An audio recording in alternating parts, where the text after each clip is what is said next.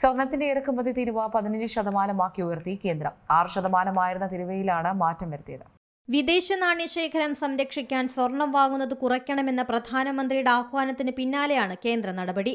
സ്വർണത്തിന്റെയും വെള്ളിയുടെയും അടിസ്ഥാന customs duty 10%, agriculture infrastructure and development cess 5%, ഉയർത്തിയത്.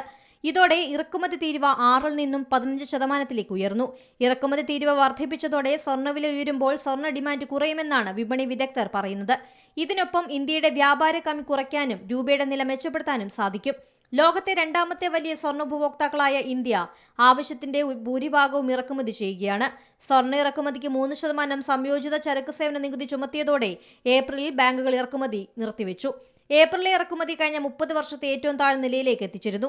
2022 $36.5 billion ഇന്ത്യയുടെ ഇറക്കുമതി. 2025 ആയപ്പോഴേക്കും $58.9 ബില്യൺ ഉയർന്നു. 2024 ബജറ്റിലാണ് കള്ളക്കടത്ത് കുറയ്ക്കാൻ സ്വർണ്ണ ഇറക്കുമതി തീരുവ 6% കുറച്ചത്. ഇറക്കുമതി നികുതി വർദ്ധിപ്പിക്കുന്നത് കള്ളക്കടത്ത് വീണ്ടും സജീവമാകാൻ കാരണമായേക്കുമെന്ന സൂചനയുമുണ്ട്. സ്വർണ്ണ ഇറക്കുമതി ചെയ്യാനുള്ള ചെലവ് വർദ്ധിക്കുന്നതിനാൽ രാജ്യാന്തര വിപണിയിൽ വില കുറഞ്ഞാലും ഇന്ത്യയിലെ ആഭ്യന്തര വില ഉയർന്നു തന്നെ നിൽക്കും. ഇറക്കുമതി തീരുവ കുറച്ചതോടെ കേരളത്തിൽ സ്വർണ്ണവില കുറഞ്ഞിരുന്നു.